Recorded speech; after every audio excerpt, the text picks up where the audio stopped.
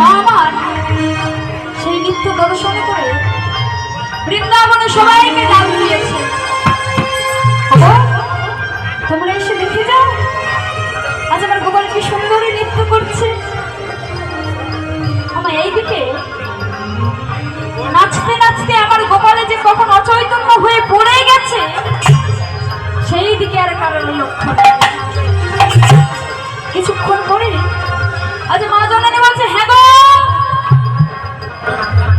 তোমরা তো সবাই এখানে রইলে, আমার গোপাল কোথায় গেছে? ওই আমার গোপালকে তো দেখতে পাচ্ছি না।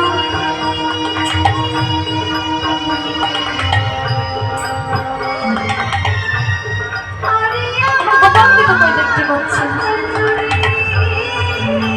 আচ্ছা মা যার সময় আমার ডাকতে ডাকতে চলেছে, গোপাল গোপাল। আমার গোপাল এমন ভাবে অচৈতন্য হয়ে পড়ে আছে কেন? কি হয়েছে আমার গোপাল?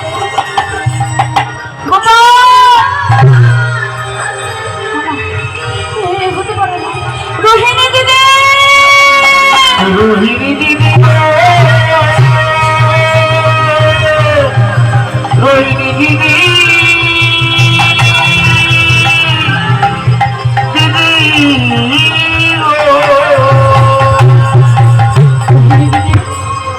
দেখো না আমার গোপাল কথা বলছে না, আমার গোপাল আমাকে মা বলে ডাকছে না।